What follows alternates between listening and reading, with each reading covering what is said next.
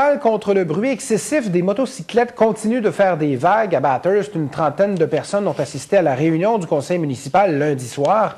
Un motocycliste a fait une présentation sur l'importance de ces véhicules pour l'économie touristique de la ville de Bathurst. Annie Levasseur. Une première lecture de l'arrêté interdisant les véhicules dont le système d'échappement a été modifié pour faire du bruit s'est tenue le 21 mars. Les élus ont voté à l'unanimité pour cet arrêté qui devrait être en vigueur le 1er juillet, mais les motocyclistes s'y opposent. Depuis ce temps, plusieurs se rendent aux réunions du conseil municipal. C'est parce qu'ils focusent seulement sur les motos. Il y en a toutes sortes de bruits.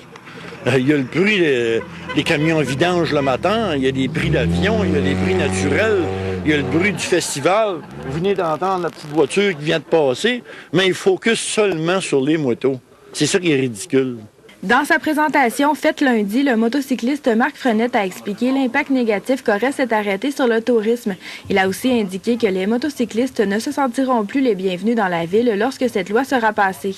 Si tu commences à parler de 700, 800 personnes qui arrêtent de mettre du gaz dans le véhicule, c'est pas le véhicule, c'est pas avec la moto qui met dans le véhicule.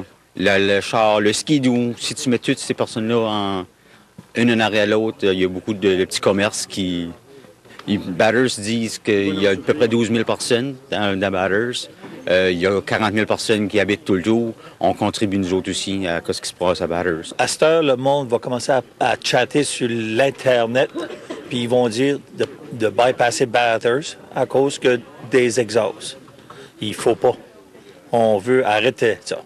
La deuxième et la troisième lecture de l'arrêté se feront lors de la prochaine réunion publique du conseil municipal le 18 avril. La demande sera ensuite envoyée au gouvernement provincial.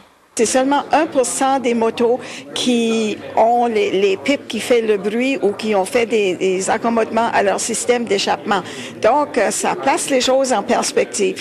Mais il ne faut pas oublier aussi que nous avons régulièrement, à chaque jour, on reçoit 2, 3, 4 courriels de personnes qui nous appuient et qui nous disent bravo pour avoir pris l'initiative de proposer cet arrêté municipal. Annie Levasseur, CHAU TVA, Bathurst.